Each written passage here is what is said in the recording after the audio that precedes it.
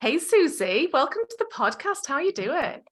I'm doing great, Barbara. How are you? I'm really, really good. I'm so pleased that you're here. We were just talking before we hit record that this is a topic that is very close to my heart because it's something that I did a number of years ago now, and that was escape corporate to start my own business. And this is your world, isn't it? Absolutely, yes. Well, first of all, thank you for the opportunity to be here and to share with your audience.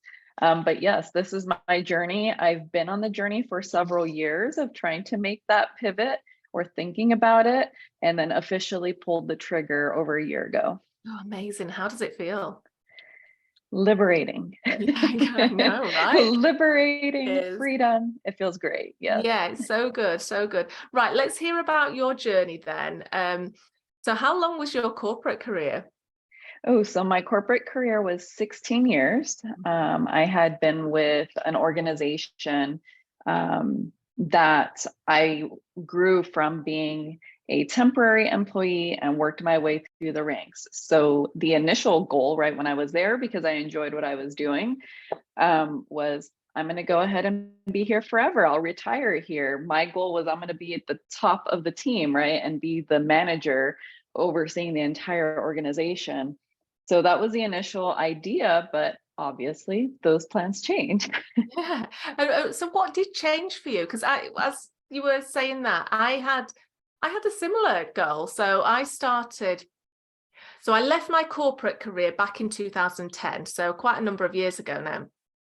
And I think it must be about 14, 15 years in a corporate position. And just like you, I was really, really happy. I enjoyed it. I loved my team. I loved the people. I loved the job. I loved the companies that I worked with. And um, that's what I wanted to do. Yeah, that's exactly what I wanted to do. So what changed for you? I think it's like a multifaceted change that happened for me. I accidentally stumbled upon entrepreneurship, Mm. just have, that just kind of happened. And that was probably about 7 years ago.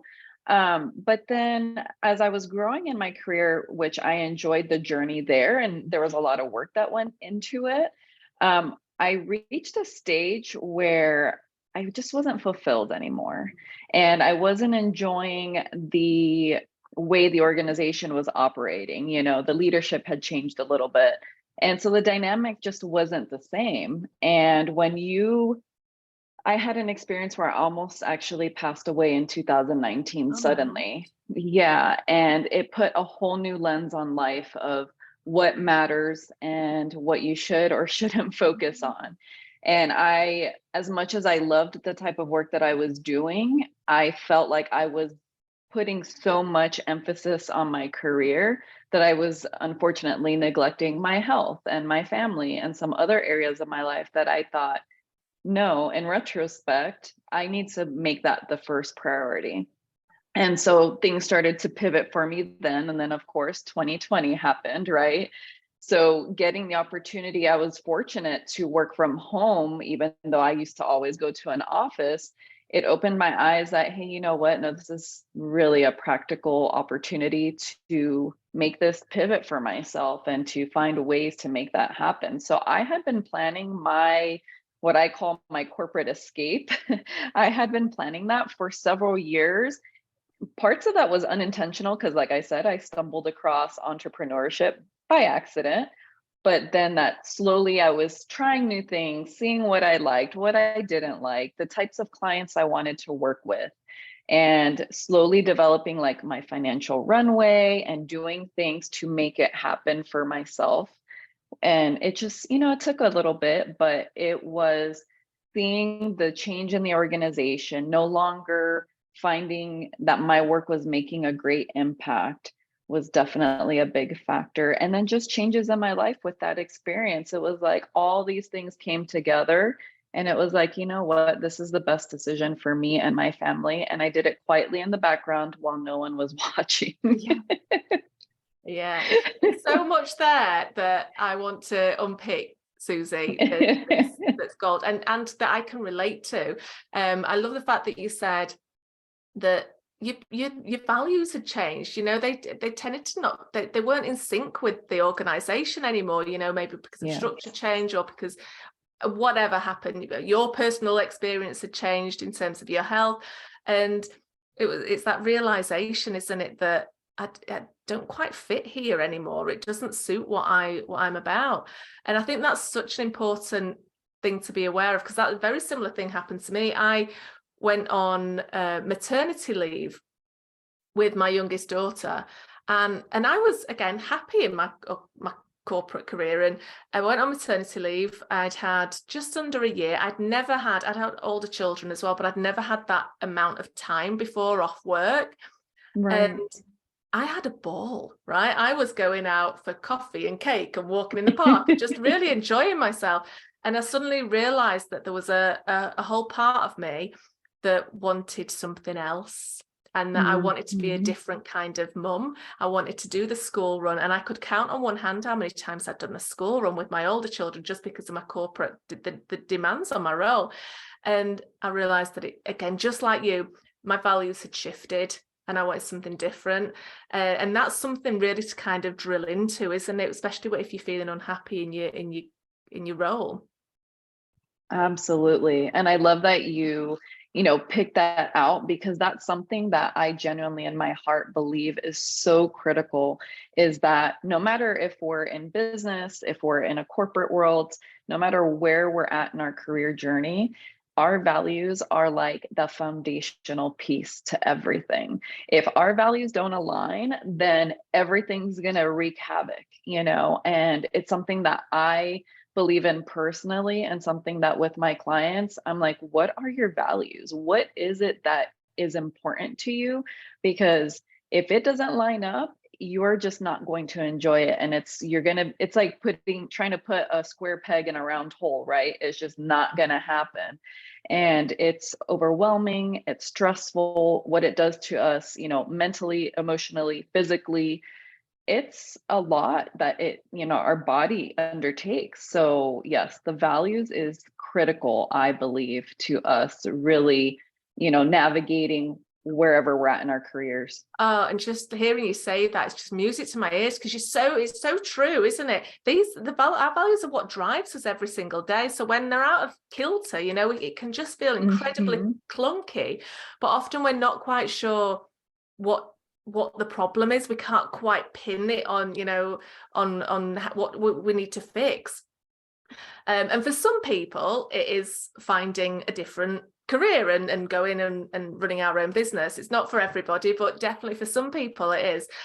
So did you have a side hustle? There was another question that I want to ask. I'm going to kind of try and remember it, but did you have a side hustle before you started? Because you said you had a 7-year prep.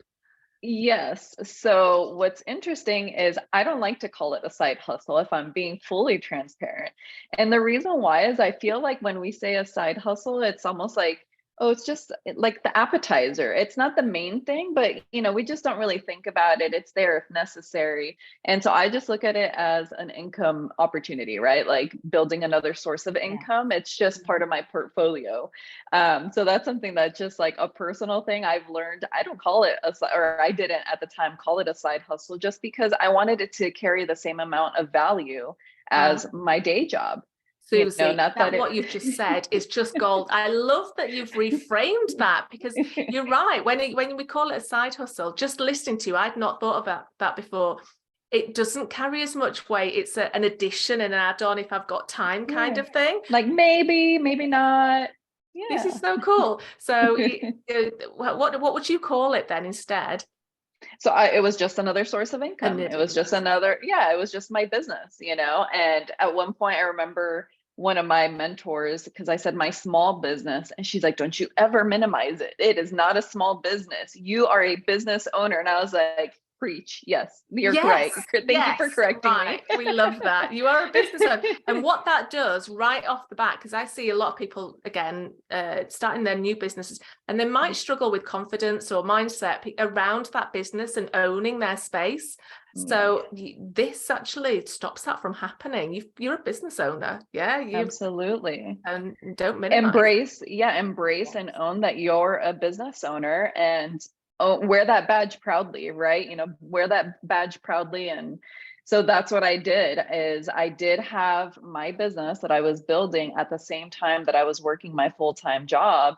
And like I said, I kind of dabbled in some like more fun things that I found. So at the time, nothing was a big major, like a game changer for me, because it was more curiosity. It was, businesses that I was like, oh, these are interesting. Let me try it out and see what they're like. And then I did start to build a coaching practice because I recently relocated across the country since we're here in the US. And so I had been building my business, but then I got sick, and I literally pressed pause on everything. It was my career stopped, my business stopped, everything had to be pressed pause, and I need to focus on my health because I almost didn't make it, Wow. and I needed to make that the priority. And so once I got through that point, then I got back to my career, and then we ended up relocating not too long after that. So I stepped away from everything. And then now I have my business here in our new state of Tennessee. And so that's what I help my clients through, is that if they're making that transition, or even if they're transitioning from one career to another, like right now, I'm working with a teacher who wants to leave the classroom and wants to pivot into a completely different field. I just feel it's that transition piece that's so important, and trying to figure out, okay, what does this journey look like? How does it unfold? And so that's what I was navigating when I was working full time, plus building my business at the same time and learning how to do that. Oh, do you know, I love that. So I really like that you're supporting people in that transitional phase, because it's so important, isn't it? There's so much that can happen, especially in terms of mindset, and just in terms of, again, we talk confidence, and the words that are popping into my head are things like imposter syndrome. Am I okay doing this? Am I good enough? All of that kind of thing kind of jumbles up and bubbles to the surface, doesn't it? Absolutely. And to your point, like, I think the mindset piece is the crucial component that helps us recognize that, you know what, I am actually capable and able of doing this, but it's it's like a muscle, right? We're strengthening it and we need to build it. And so it's like with my teacher client, she's phenomenal and she's terrified, right? She's terrified of this transition. And wait, I'm going from teaching into building courses. How, like, that's scary. What am I going to do? How does this feel? And so we slowly work through it, week by week. We take on new pieces of that new identity she's going to take on. And to see her growth, in these sessions is just like the best feeling to me. It's just, like, I'm a Grinch fan. And so they talk about how the Grinch's heart grows, exponentially. And that's how I feel. It's like when I see my clients, their growth, it's the best moment for me, and the best feeling is to see that mindset and the shift. Oh, that shift is just, there's nothing like it, is there? I know as a coach myself, when I see that shift, I can imagine it's just a buzz that we get, isn't it, as coaches? Yes. It's like, oh, I love the shift of energy, just seeing you develop. And you've just reminded me what it was like when I left corporate. So I didn't do what you did. So maybe I needed you back then. I'll just tell my past self to go and kind of look you up. So I left. I literally just had the idea, went back to work, tried it after maternity leave, tried it back on for size, and realized that I was right in my decision, resigned, and pretty much worked my notice and left, right? So I had the idea of the business that I wanted to build, but I didn't create it before I left. I didn't have anything in place. And we went on holiday, we went on vacation, the whole family, for a week just after I left. It was kind of like just to give us a bit of a break, a bit of a buffer before starting something new. And I kid you not, at 2:00 every single morning, I woke up like in a panic, going, like this, right? Oh my God. And my husband would say, what is it? And I say, oh, do you know, I've had this awful dream that I left my proper job my proper job. And bear in mind that in 2010 it was the recession as well. So so I know you left in a bad economic climate as well after COVID, but we had the same back in 2010. So there was a lot of scaremongering in the news, and I'd say, oh, I've had to dream that I've left my job and I don't know what to do. And he's going, you did do that. We have done that, but it's going to be okay. And after doing it for about 4 days, he said to me, right, we're going to go home because you need to get started. You just need to get it all out of your head and into real life. And the way that I did it probably wasn't the smartest way. It gave a fire in my belly to get things moving. But I love the fact that you started creating something and playing with ideas before you actually pulled, left. And I like that when you working with clients in terms of their transition, you talk about who they want to be in terms of their new identity. And that's what it's about, isn't it? About letting something go and stepping into something completely new. Absolutely. So let's talk about how to actually do this. If we've got somebody listening and saying, oh, you're singing my language, talking my language, this is what I want to do. Or you're just going through some kind of pivot, what are some of the things, because I know you've got a methodology around this. What are some of the things, and you've written a book, which we're going to talk about. What are some of the things that we need to be mindful of? Well, really, that first piece that we talked about, right? That foundational piece is really understanding who you are and what your vision and your values are. I think that without that, then you're just creating this potential reality that may not line up with what you ultimately want. So we want to start with the basics. I love to start with the basics. And then one of the things that I really found, which I think is really funny, is that especially when we transition, which you'll relate to this really well, when we transition from the corporate world into the entrepreneurship world, it's like, oh, wait a second, how do I manage my time? So I love to help my clients understand how to manage their time, especially if they're working full time in a job and they're like, okay, now I'm building a business. How do I juggle both of these things? So we start with the foundational pieces. We, focus on vision and values. And then I work on the mindset with them of what is your new identity going to look like? We'll go ahead and shift into talking about their time management and financial planning, because I think that financial planning is a big portion of it that I think ultimately we are most scared about is, oh my gosh, I'm going to step away from this secure job, right? The secure job that we all believe we have, which unfortunately in the world we live in today is not so secure anymore. And layoffs are abundant, unfortunately. So seeing that happen, it's like, it doesn't hurt to just have some sort of planning and tools, available to you. And then the other component that I believe is super crucial is your network and the conversations that we're having. So I like to walk my clients through like these various modules where we're going through all these pieces and talk. The final stage is like, okay, who's in your network? Who are the people that can support you? Because like, just to your point of that, I'm an author now. I have my very first book published, which I'm super excited about. But sharing that with my family and my friends, like they're excited for me and it's awesome.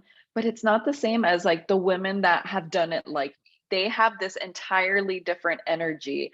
And like right now I work in a co-working space, so I can meet other women who are also business owners like me. And that network just has a completely different energy because they've been in the grind and they understand what the challenges are that you come against as an entrepreneur and trying to leave a job or transition from a job.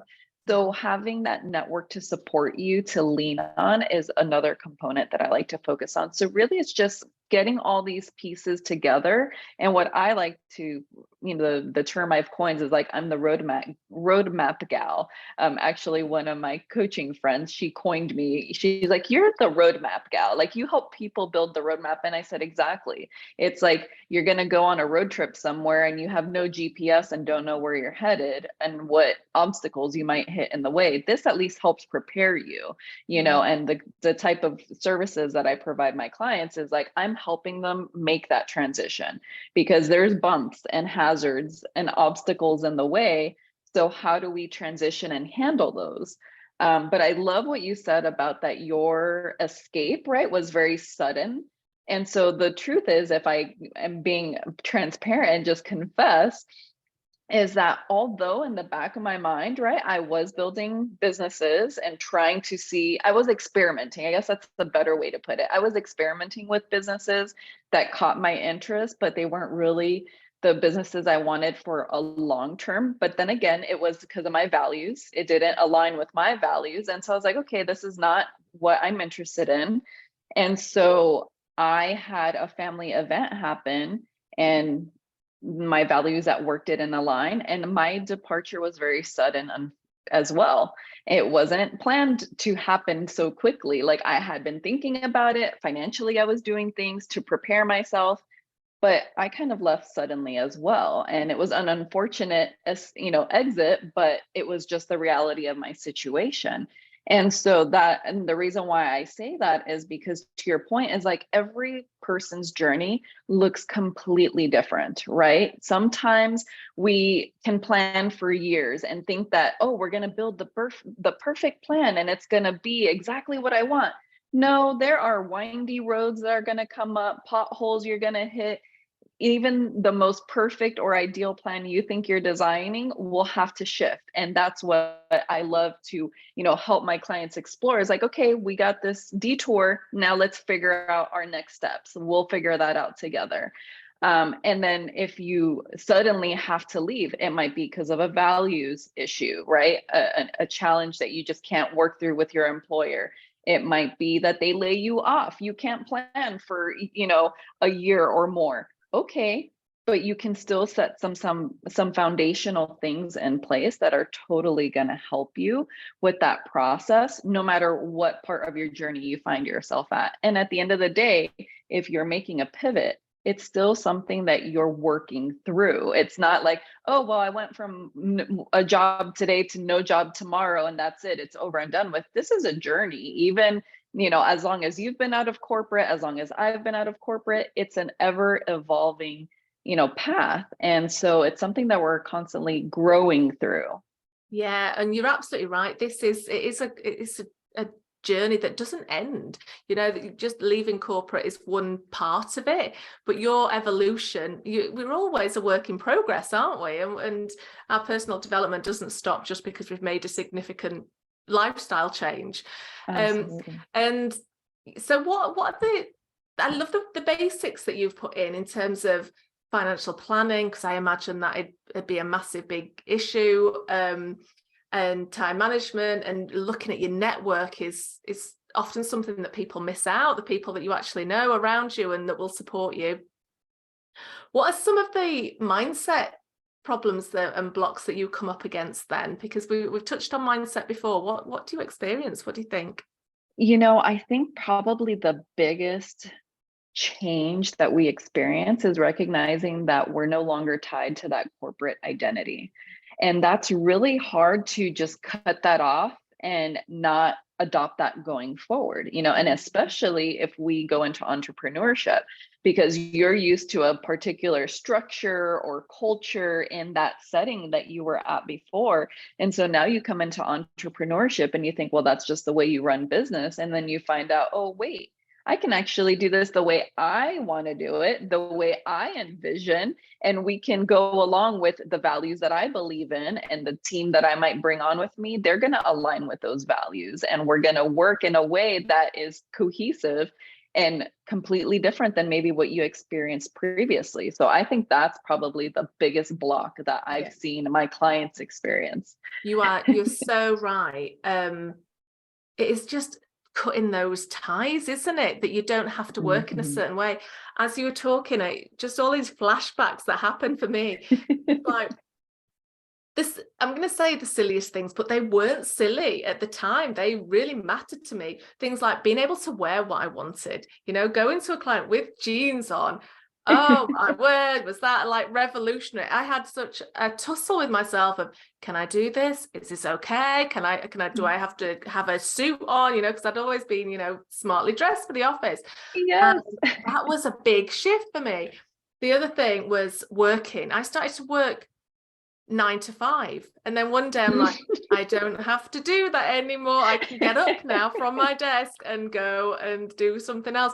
And because one of my whys for starting my business was to be able to do the school run, it took me a little bit of a while to give myself permission to not, what do I want to say? To give myself permission to be honest with my clients that that's what I was doing, that I wasn't just in another meeting or I was busy. It was actually, I'm going to pick my daughter up from school and that's all right, and just being open about that. Yes. And the other thing that really hit me like a train, I'd love your take on it, Susie, actually, was the thing that I hadn't expected that was a massive block for me was the loneliness. Now, I'd gone from working in a huge organization with a big open plan, and I had a big team to manage as well, to working on my own in a bedroom. And I was like, hello, where's nobody here? And just the buzz behind me, there was just silence. And that really kind of affected me. Is that something that you see a lot, or is that what would you say? Yes. So I want to hit on 2 points that you mentioned that I love. So to your point about having permission, right? Feeling like you have permission to be transparent with a client is, I'm going to pick up my child from school. That's huge when it comes to mindset, right? And to that end is, I love to help, my clients think about, what are my boundaries? So to me, that's where it hits on, is setting some boundaries. And so you can design your workday like, I work 2 hours in the morning and I work 2 in the afternoon, and that's my day. And I can choose to do that. Or I work Tuesday through Thursday and I have 4-day weekends, or whatever, whatever the setup might be. But setting boundaries and being okay with that, and giving yourself the permission to say, this is acceptable and this is what I feel is the best way to handle my business. So I love that you said that, because I think that building boundaries is hugely important as well, and something that I love to share with my clients. I'm like, what is your boundary about that? And they're like, oh, wait, what? I have permission to just say no, or I have the ability to shift the way I set up my day. This is amazing. I'm like, yeah, because it's your business. Build it the way you like. It's a game changer though, isn't it? It's that moment of, oh wow, I get to decide. I get to give myself permission here. It's really, it's liberating in the moment. It is. It absolutely is. And then the second thing that you asked me about, the loneliness, which I agree, it can get absolutely lonely, especially if we start off as a solopreneur, right? Where it's us and we're the whole team. And I'll say for myself, my assistant is my chocolate Labrador when I'm at home. She's my second team member. And she's amazing. She just sleeps. I know. Yeah, I think that's what you need. You all need a dog or a cat or some kind of furry baby assistant around the house, don't we? Yeah, amazing. Absolutely. But to that end, about loneliness is just, that's why my emphasis on creating a community, right? And building that network of people who understand what you're going through. Because even if you can't physically be there in person all the time or as often as you'd like, you can at least hop on a Zoom call. You can, be on like different voice messengers and reach out, or be in a group where you can connect with women or men that are in the same scenario that you are, and like, hey, I'm struggling with this. What have you done? Like, for the example of my book, I went to my book group and I'm like, help, this happened, and they're all like supporting me and telling me, don't stress, it's okay. Here's what's next. And so having that support and community of people who understand it because they've been there, they've gone, they've been in our shoes, that I think is a really powerful way to, help that loneliness factor and not let it consume us. I think so. It's so true. And nowadays, we've got social media. I'm really aging myself. Back in 2010, we didn't have, it wasn't as you know, we didn't have Facebook as it stands now. I mean, I'm sure Yeah. Facebook was around and stuff, but I don't remember it being, or maybe I just wasn't on there. Who knows? But I certainly didn't have like the social media aspect in my life at that point. Right. So I'm very conscious of time, Susie, and I'm sure we could just keep chatting and chatting. But I want to talk about your book, if that's all right, because it went live today. I know this morning. as you're listening to this, it'll probably have been live a couple of weeks at least. So, but congratulations! It's so exciting. So Have you got? I appreciate it. Have you got a couple? Yes, I have one right now. It's I'm trying to see. There you go. It's kind of hard to tell on the screen, Yeah. but yes, it's the proof copy that we get as authors before it goes to official print and gets published and released. But yes, I'm just so grateful that I was able to do it, because how many people say, I want to be an author someday, and do they actually follow through with it? You know, and I've been saying it for years because I'm a passionate writer. It's something that I've just enjoyed doing. Like I have my notebook here full of stuff all the time. But yeah, thank you so much for that. I really appreciate that, because it was a labor of love. Yeah, no, fantastic. What's it called? Because we saw a glimpse of it. But yes, I know. Sorry, it blurs it out on the screen, but it's Corporate Exit Planning: The Ambitious Woman's Roadmap to Leaving Her 9-to-5. I love and so essentially it is how to build. It's a guide that's going to show you how you can build these steps that we talked about, you know, these different experiences that you have when you're transitioning. Even if you're transitioning from one job to another, I think it's beneficial, because you still have to go through the foundational stuff of what are your vision and your values, what's the mindset blocks that you might be experiencing, right back to your point. What do your financials look like? There's things that we may not even consider, and I share some like cool tips of things that we forget about that are benefits, that we can utilize to help us during our transition from one career to another, or from a career to a business owner.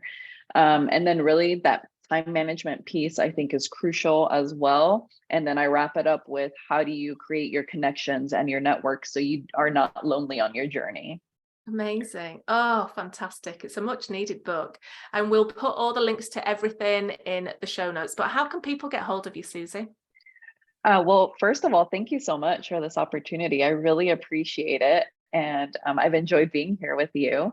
People can get a hold of me. I also have a podcast. It's called Reinvention Warrior, and I talk a lot about these different concepts. But I also talk about just different struggles or transitions we may face in our life. And so they can find me on to any podcast player. And my website is reinventionwarrior.com, and I'm sure you'll link it as well. And that is a way that they can get a hold of me. I'm basically on social media platforms the same way, Reinvention Warrior. Amazing. Oh, thank you so much for being here with us today. All the links will be on the show notes. And I've just loved having this conversation, Susie. Thanks so much. Thank you.